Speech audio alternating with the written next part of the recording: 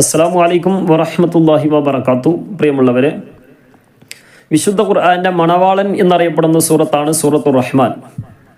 നമുക്ക് നിത്യവും പാരായണം ചെയ്യുന്നതും ചെയ്യേണ്ടതുമായ ഒരു സൂറത്തും കൂടിയാണ് സൂറത്തുർ റഹ്മാൻ. ഹബീബായ റസൂലുള്ളാഹി സ്വല്ലല്ലാഹു അലൈഹി വസല്ലമ തങ്ങൾ നിത്യവും പാരായണം ചെയ്യാൻ പറഞ്ഞ കൂട്ടത്തിൽപ്പെട്ട ഒരു സൂറത്താണ് റഹ്മാൻ സൂറത്ത്. അല്ലാഹു തആല അതൊക്കെ പതിവായി ഓതാനുള്ള തൗഫീഖ് പ്രദാനം ചെയ്ത് അനുഗ്രഹിക്കുമാറാകട്ടെ. ഇന്ന് നോക്കാനുള്ളത് അതിൻ്റെ 1 മുതൽ 16 വരെയുള്ള ആയത്തുകളാണ്. അതിൻ്റെ നിയമങ്ങളാണ്, ഏകദേശ നിയമങ്ങളാണ് നോക്കാനുള്ളത്. അതിൽ ശ്രദ്ധിക്കേണ്ട കാര്യങ്ങളാണ്. ഇൻഷാ അല്ലാഹ് അല്ലാഹു തആല തൗഫീഖ് നൽകി അനുഗ്രഹിക്കുമാറാകട്ടെ. ഈ സൂറത്ത് ഇറങ്ങിയപ്പോൾ ഹബീബായ റസൂലുള്ളാഹി സ്വല്ലല്ലാഹു അലൈഹി വസല്ലമ തങ്ങൾ സ്വഹാബികളോട് ചോദിക്കുകയാണ്, ആരാണ് ഖുറൈശികളുടെ മുമ്പിൽ പോയിട്ട് ഈ സൂറത്ത് ഓതാൻ തയ്യാറുള്ളത് എന്ന് ചോദിച്ചപ്പോൾ അബ്ദുല്ലാഹിബിൻ മസ്ഊദ് റളിയല്ലാഹു അൻഹു, നബിയെ ഞാൻ ആ കാര്യം ഏറ്റെടുത്തു എന്ന് പറഞ്ഞുകൊണ്ട് ആ ദൗത്യം ഏറ്റെടുക്കുകയാണ്. ബഹുമാനപ്പെട്ട അബ്ദുല്ലാഹിബിൻ മസ്ഊദ് റളിയല്ലാഹു അൻഹു നേരെ ഖുറൈശികളുടെ അടുത്തേക്ക് പോവുകയാണ്. കഅബത്തിന്റെ സമീപത്ത് ചെന്നുകൊണ്ട് ബഹുമാനപ്പെട്ട അബ്ദുല്ലാഹിബിൻ മസ്ഊദ് റളിയല്ലാഹു അൻഹു സൂറത്തുർ റഹ്മാൻ നല്ല ഉച്ചത്തിൽ, നല്ല ശബ്ദത്തിൽ, നല്ല ഈണത്തിൽ ബഹുമാനപ്പെട്ടവര് ഓതുകയാണ്.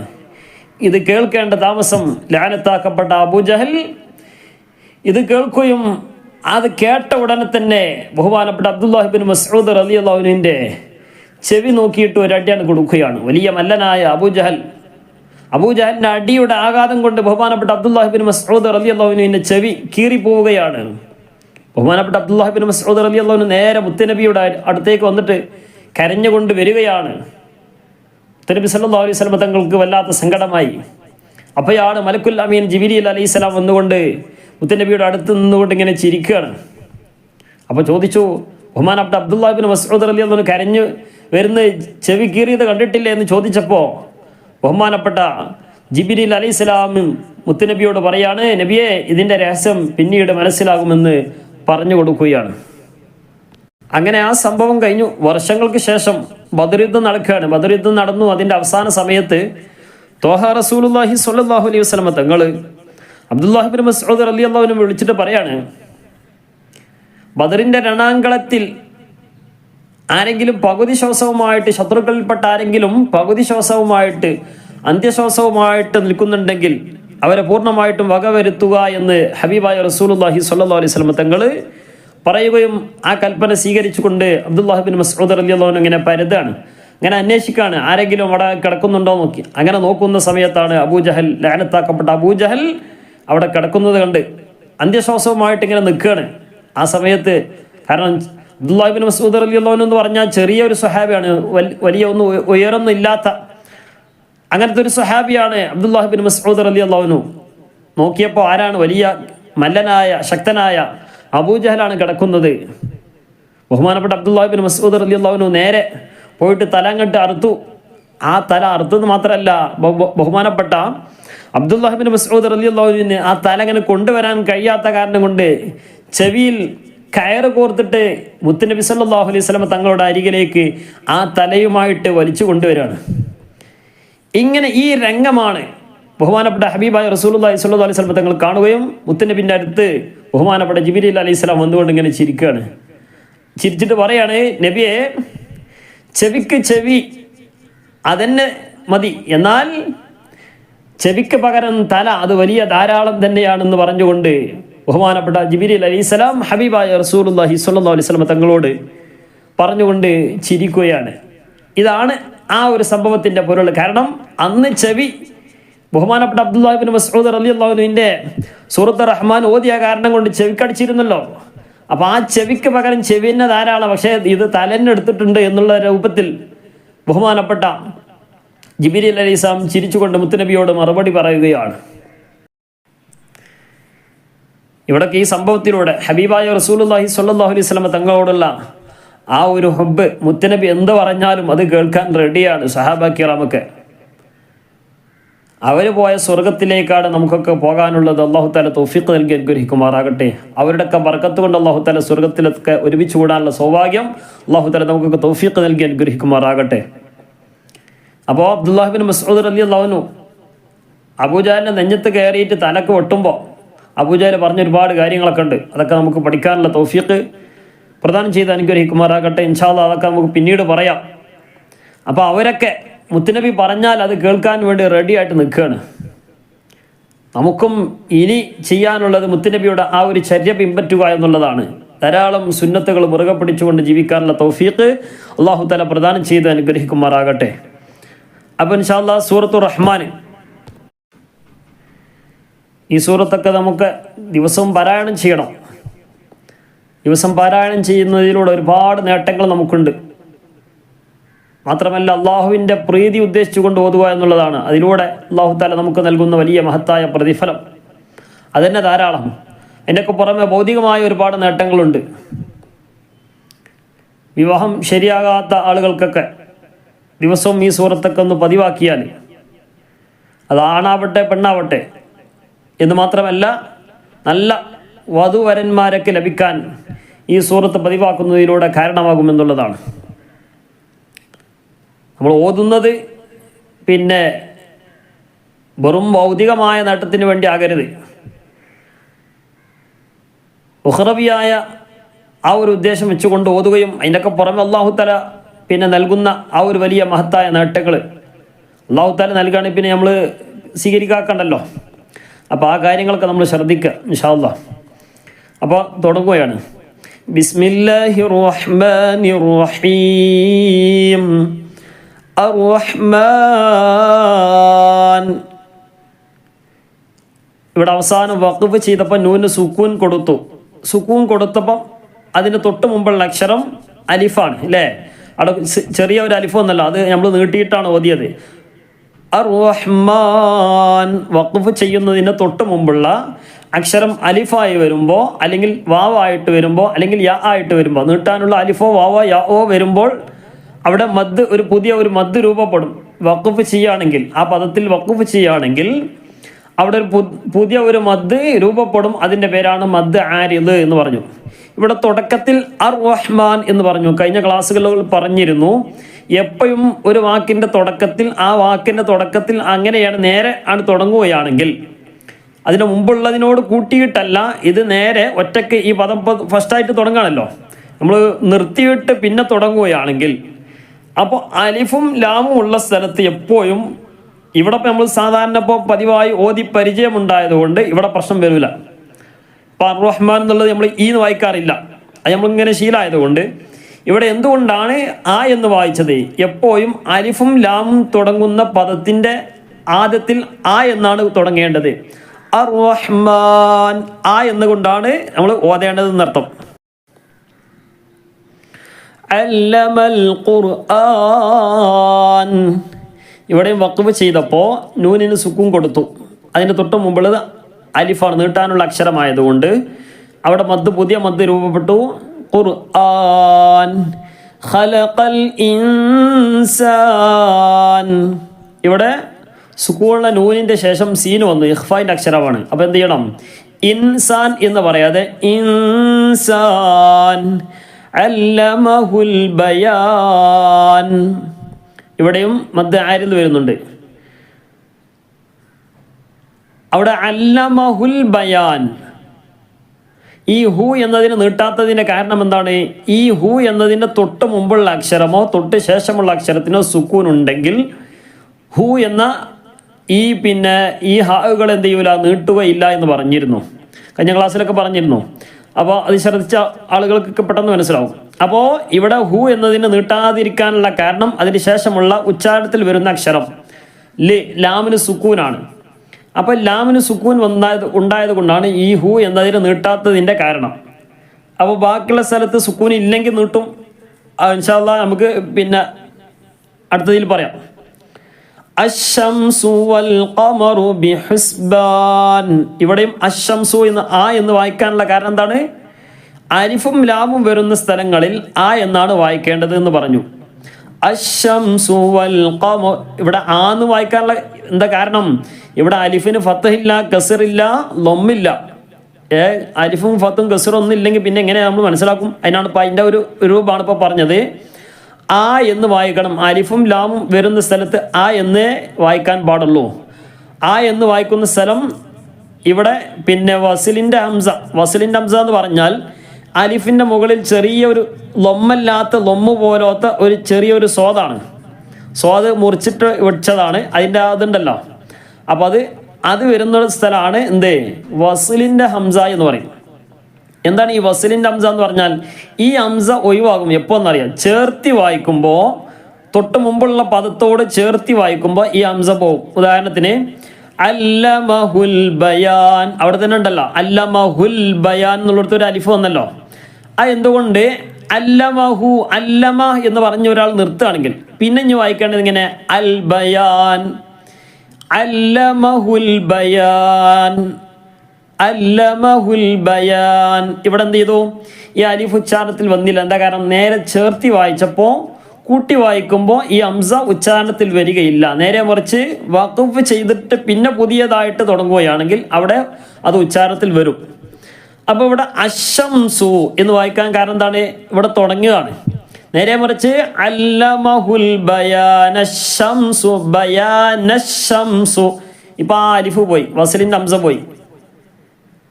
ഹംസ പോകാനുള്ള കാരണം എന്താ, കൂട്ടി വായിച്ചു എന്നുള്ളതാണ്. നേരെ മറിച്ച് തുടക്കത്തിലാണ് വരുന്നതെങ്കിൽ അത് പോകും. അപ്പോൾ ഇവിടെ നമ്മൾ തുടക്കത്തിൽ വരുമ്പോൾ ഈ എന്ന് വായിച്ചൂടെ, ഊ എന്ന് വായിച്ചൂടെ, അല്ലെങ്കിൽ ആ എന്ന് വായിച്ചൂടെ? അപ്പോൾ അതിൻ്റെ ഒരു രൂപമാണ് ഇപ്പോൾ പറഞ്ഞത്. ആ എന്ന് തന്നെ വായിക്കണം. അലിഫും ലാമും വരുന്ന സ്ഥലത്ത് ആ എന്ന് വായിക്കണം. ബാക്കി ഏത് സ്ഥലത്തും ഒന്നെങ്കിൽ ഈ എന്നായിരിക്കും അല്ലെങ്കിൽ ഊ എന്നായിരിക്കും. അത് ഇൻഷാ അല്ലാഹ് നമുക്ക് പറയാം. അശ്ശംസു വൽ ഖമറു ബിഹുസ്ബാൻ والنجم والشجر يسجدان والسماء رفعها ووضع الميزان والسماء മദ്ദക്ഷരത്തിൻ്റെ ശേഷം, മദ്ദക്ഷരം എന്ന് പറഞ്ഞാൽ നീട്ടാനുള്ള അക്ഷരത്തിന് ശേഷം ഹംസ വന്നു എന്നുള്ളതാണ്. ഹംസ വന്നത് അതേ വാക്കിലായതുകൊണ്ട് മദ് മുത്തസിലാണ്. ആ വാക്കിനോട് ചേർന്നത് കൊണ്ടാണ് മുത്തസിൽ എന്ന് പറഞ്ഞത്. ഒരേ വാക്കിലായതുകൊണ്ടാണ് മദ് മുത്തസിൽ എന്ന് പറഞ്ഞത്. മീസാൻ, ഇവിടെ ലാസ്റ്റ് മീസാൻ നൂന് സുക്കൂൻ ചെയ്തു, തൊട്ട് മുമ്പ് നീട്ടാനുള്ള അക്ഷരമായതുകൊണ്ട് മദ് ആരിൽ എന്ന് പറയുമ്പോൾ നമ്മൾ സാധാരണ നീട്ടുന്ന ഇതിലോറോ ഒന്നും കൂടി നീട്ടുക. അല്ലാ തത്ഗൗ ഫിൽ മീസാൻ, ഇവിടെ മദ് ആരിൽ. വഖീമുൽ വസ്ന ബിൽ ഖിസ്തി വലാ തുഖ്സിറുൽ മീസാൻ والأرض وضعها للأنام فيها فاكهة والنخل ذات الأكمام. ഇവിടെ ഫാക്കിഹത്തുൻ എന്ന തെൻവീൻ്റെ ശേഷം വാവ് വന്നു. നൗമി തെൻവീൻ്റെ ശേഷമോ അല്ലെങ്കിൽ സുക്കൂളുള്ള നൂനിൻ്റെ ശേഷമോ നൂന് അലിഫ് നൂന് വാവ് മീമ് യാ നൂന് വാവ് മീമ് യാ ഇദ്ഗാം ബിഗുന്നയുടെ ഈ 4 അക്ഷരത്തിൽപ്പെട്ട ഏതെങ്കിലും ഒരു അക്ഷരം വന്നാൽ നേരെ കൂട്ടി യോജിപ്പിച്ച് മണിക്കുകയും ചെയ്യണം. അതാണ് നിയമം. അപ്പോൾ ഫാക്കിഹത്തും വ എന്ന് പറഞ്ഞപ്പോൾ കൂട്ടി ഇനി അത് മണിക്കുകയും ചെയ്യണം എന്ന് പറയണം. ഫാക്കിഹത്തും വന്നഖ്ലു ദാതുൽ അക്മാം. ഇവിടെ നൂന് ശബ്ദ ഉണ്ടെങ്കിൽ എപ്പോഴും മണിക്കണം. മീമിന് ശബ്ദ, നൂനിന് ശബ്ദ എപ്പോഴും എന്ത് ചെയ്യണം, അത് കണ്ടാൽ പിന്നെ അവിടെ തിരിച്ചു മറിച്ചൊന്നും നോക്കണ്ട, അവിടെ ഒക്കെ മണിക്കുക. വൽഹബ്ബു ദുൽ അസ്ഫി വറൈഹാൻ, ഇവിടെ ദുൽ അസ്ഫി ദൂ എന്ന് വായിക്കാൻ പാടില്ല. ദുൽ അസ്ഫി, അപ്പോൾ അത് പ്രത്യേകം ശ്രദ്ധിക്കുക. വറൈഹാൻ فبأي آلاء ربكما تكذبان. ആലാഇ, അവിടെ മദ് മുത്തസലം, മദ്ദക്ഷരത്തിന് ശേഷം ഹംസ വന്നത് അതേ വാക്കിലാണ്. മദ്ദിൻ്റെ ക്ലാസ്സുകളൊക്കെ പ്രത്യേകമായിട്ട് മദ് ലീന്, മദ് മുത്തസില്, മുൻഫസില്, ആരില്, ലീന് ഇങ്ങനെ തുടങ്ങിയ മദ്ദുകളൊക്കെ ഉണ്ടല്ലോ. ഈ മദ് പിന്നെ മദ് ലാസിമ് തുടങ്ങിയ ഈ മദ്ദുകളെക്കുറിച്ച് മാത്രമുള്ള ക്ലാസ് മുമ്പ് പറഞ്ഞിട്ടുണ്ട്. ഖലഖൽ ഇൻസാൻ, അവിടെ അങ്ങനെ നിർത്തുകയാണെങ്കിൽ എന്ത് ചെയ്യണം, അവിടെ നൂന് സുക്കൂൻ ചെയ്ത് തൊട്ട് മുമ്പുള്ളത് നീട്ടാനുള്ള അക്ഷരമായതുകൊണ്ട് എന്ത് ചെയ്യണം, മദ് ആരിൽ വരും. അപ്പോൾ ഖലഖ എന്നുള്ളിടത്ത് നിർത്തുകയാണെങ്കിൽ ഇങ്ങനെ വരിക ഖലഖ്, നേരെ ഫത്ത് അവിടെ എന്ത് ചെയ്താൽ സുക്കൂൻ കൊടുത്താൽ മതി, കാരണം അതിന് മുമ്പുള്ള അക്ഷരം നീട്ടാനൊന്നുമില്ല. അപ്പം നേരെ ഖലഖ്. അപ്പോൾ എന്ത് ചെയ്യുക, വെറുതെ ഇങ്ങനെ എല്ലാ സ്ഥലത്തും നിർത്തേണ്ട ആവശ്യമില്ല. ഖലഖൽ ഇൻസാന മിൻ സൽസാലിൻ കൽ ഫഖാർ. ഇവിടെയൊക്കെ ശ്രദ്ധിക്കുക. നൂനിൻ്റെ ശേഷം സുക്കൂണിൻ്റെ നൂനിൻ്റെ ശേഷം സീന് വന്നു, സുക്കൂണിൻ്റെ നൂനിൻ്റെ ശേഷം സ്വാദ് വന്നു, അതേപോലെ തന്നെ തെൻവീൻ്റെ ശേഷം കാഫ് വന്നു. ഇതൊക്കെ ഇഖ്ഫാൻ്റെ അക്ഷരമാണ്. ഇഖ്ഫ എന്ന് പറഞ്ഞാൽ തന്നെ എന്താണ്? അപ്പോൾ അൻ എന്ന് പറയുമ്പോൾ നാവിൻ്റെ തലഭാഗം മേലെ ഭാഗത്ത് തട്ടുന്നുണ്ടെങ്കിൽ അതാണ് ഇൽഹാർ എന്ന് പറഞ്ഞു, അൻ. ഇനി അതേ സ്ഥാനത്ത് തട്ടാത്ത നാവ് അതിൻ്റെ അടുത്തേക്ക് പോയി നിൽക്കുന്ന ഒരവസ്ഥ, അതാണ് ഇഖ്ഫ എന്ന് പറഞ്ഞു. അപ്പം ഇങ്ങനെ മേലെ തട്ടാത്ത രൂപം. ഖലഖൽ ഇൻസാന, അതിന് നേരെ അടുത്ത് പോയിട്ട് ഇങ്ങനെ ഇൻസാന മിൻ സൽസാലിൻ കൽ ഫഖാർ. ഫഖാർ ഇവിടെ മദ്ദ് ആരിദ്. വഖലഖൽ ജാന്ന മിൻ മാരിജിൻ മിൻ നാർ. ഇവിടെ പ്രത്യേകം ശ്രദ്ധിക്കണം. ജാന്ന മദ്ദക്ഷരത്തിന് ശേഷം സുക്കൂൻ വരിക എന്നുള്ളതാണ്. അപ്പോൾ മദ്ദക്ഷരം ജാ എന്നുള്ളതാണ്. ജാന്ന ഇവിടെ എന്ത് ചെയ്യണം? ആദ്യം മദ്ദുണ്ട്, മദ്ദിൻ്റെ ശേഷം സുക്കൂൺ അക്ഷരം വന്നു എന്നുള്ളത്. സുക്കൂൻ എന്ന് പറഞ്ഞാൽ ന് പ്ലസ് ന അല്ലേ, അതാണ് ന എന്നുള്ളത്. അപ്പോൾ ഷദ് വന്നാൽ ഷദ്ദുള്ള അക്ഷരത്തെ അവിടെ എന്ത് ചെയ്യണം? മദ്ദക്ഷരത്തിന് ശേഷം ഷദ്ദുള്ള അക്ഷരമൊക്കെ വരുമ്പോൾ അവിടെ മദ് ലാസിമ വരും. പ്രത്യേകം ഇവിടെ നൂനും കൂടി ആയതുകൊണ്ട് പ്രത്യേകം ഒന്നുകൂടി മണിക്കുകയും ചെയ്യണം. അപ്പോൾ രണ്ടും ശ്രദ്ധിക്കണം എന്നർത്ഥം. വഖലഖൽ ജാന്ന മിൻ മാരിജിൻ മിൻ നാർ. ഇവിടെ മിമ്മ എന്നുള്ളിടത്ത് നേരെ സുക്കൂണിലെ നൂന് ശേഷം മീം വന്നു. നൂന് വാവ് മീമ് യാവ്. ഇവിടെ മീമ്. അപ്പോൾ ഇത് ഗാമ് ചെയ്യണം, കൂട്ടി യോജിപ്പിക്കണം, മണിക്കുകയും ചെയ്യണം. ഇത് ഗാമും ബിഗുന്ന മണിക്കുക. അപ്പോൾ കൂട്ടി യോജിപ്പിച്ച് മണിക്കുക. മിം മാരിജിം മിം മാരിജിം മീ. അവിടെ എന്ത് ചെയ്യണം? തൻവീന് ശേഷം മീം വന്നു. നൂന് വാവ് മീമ് യാ. ഇത് ഗാം ബിഗുന്ന. മിൻ നാർ. അവിടെ എന്ത് ചെയ്യണം? ആദ്യത്തെ നൂനെ രണ്ടാമത്തെ നൂനിലേക്ക് കൂട്ടി യോജിപ്പിക്കുക, പിന്നെ മണിക്കുകയും ചെയ്യാം. മിൻ നാർ. അവിടെ എന്ത് ചെയ്യണം? മദ് ആരിൽ വരുന്നുണ്ട്. ആ റായിന് സുക്കൂൻ ചെയ്തപ്പോൾ റായിന് തൊട്ട് മുമ്പുള്ളത് നീട്ടാനുള്ള അക്ഷരമാണ്. അപ്പം എന്ത് ചെയ്യണം? മിൻ നാർ. ഫബിഅയ്യി ആലാഇ റബ്ബികുമാ തുകദ്ദിബാൻ. ഇത് നേരത്തെ പറഞ്ഞതുപോലെ തന്നെ. അപ്പോൾ ഈ രൂപത്തിലായിരിക്കണം ഓതേണ്ടത്. കഴിവിൻ്റെ പരമാവധി നിയമങ്ങളൊക്കെ പാലിച്ചുകൊണ്ടായിരിക്കണം നമ്മൾക്ക് ഓതേണ്ടത്. അല്ലാഹു തആല തൗഫീഖ് നൽകി അനുഗ്രഹിക്കുമാറാകട്ടെ. അപ്പോൾ ഇൻഷാ അല്ലാഹ് നമ്മുടെ ഇതുവരെയുള്ള ക്ലാസ്സുകളൊക്കെ എല്ലാവരും കേട്ടിട്ടുണ്ടാകും എന്ന് പ്രതീക്ഷിക്കുകയാണ്. നമ്മുടെ ക്ലാസ് എന്ന് പറഞ്ഞാൽ സാധാരണക്കാരായ ഓത്തിൽ പരിജ്ഞാനം കുറഞ്ഞ ആളുകൾക്ക് അവരുടെ ഓത്ത് മെച്ചപ്പെടുത്തുക എന്ന ഉദ്ദേശത്തോടു കൂടെയാണ് നമ്മുടെയൊക്കെ പിന്നെ ഈ ക്ലാസ് അയക്കുന്നത്. അപ്പോൾ നല്ലോണം ശ്രദ്ധിക്കുക, അതനുസരിച്ച് ഓതാൻ വേണ്ടി ശ്രമിക്കുകയും ചെയ്യുക. അല്ലാഹു തആല തൗഫീഖ് നൽകി അനുഗ്രഹിക്കുമാറാകട്ടെ. പരിശുദ്ധ റമദാനൊക്കെ വരുന്നത്. അപ്പോൾ റമദാനോടനുബന്ധിച്ച് 25 ദിവസത്തെ ഒരു ഖുർആൻ്റെ ഒരു ക്ലാസ് വെക്കാൻ ആഗ്രഹിക്കുന്നുണ്ട്. അപ്പോൾ 25 ദിവസത്തെ ക്ലാസ് ആയിരിക്കും. അതിനുശേഷം നോക്കിയിട്ട് പിന്നെ ചെയ്യാം ഇൻഷാ അല്ലാഹ്. ഏതായാലും റമദാനൊക്കെ ആണല്ലോ, നമ്മൾ സാധാരണ ഖുർആൻ്റെ ക്ലാസ്സൊക്കെ പ്രത്യേകമായിട്ട് നമ്മളൊക്കെ പിന്നെ കുട്ടികൾക്കൊക്കെ പഠിപ്പിക്കാനുള്ളൊരു അവസരം കൊടുക്കുമല്ലോ. അപ്പോൾ കുട്ടികൾക്കുള്ളൊരു ക്ലാസ്സാണ്. അപ്പോൾ താല്പര്യമുള്ളവർ താഴെയുള്ള നമ്പറിൽ ബന്ധപ്പെടുക. ചെറിയ ഒരു ഫീസും ഉണ്ടായിരിക്കും. പിന്നെ വളരെ കുറഞ്ഞ ആളുകൾക്ക് മാത്രമേ എടുക്കുകയുള്ളൂ. കാരണം എല്ലാവരും കൂടി എടുത്തിട്ട് നമ്മളെ ക്ലാസ് പിന്നെ ആർക്കും കിട്ടാത്ത രൂപത്തിലാവില്ല. അപ്പോൾ അങ്ങനെ ആകാൻ പാടില്ല. അപ്പോൾ അതുകൊണ്ടാണ് വളരെ കുറഞ്ഞ ആളുകളെ മാത്രമേ സെലക്ട് ചെയ്യുള്ളൂ. സെലക്ട് പറഞ്ഞാൽ ആദ്യം വരുന്ന ആളുകൾക്ക് മാത്രമേ അതിനുള്ള പിന്നെ അവസരം ഉണ്ടായിരിക്കുകയുള്ളൂ. അപ്പോൾ ആ കാര്യം കൂടി ശ്രദ്ധിക്കുക. أعوذ بالله من الشيطان الرجيم. بسم الله الرحمن الرحيم. الرحمن علم القرآن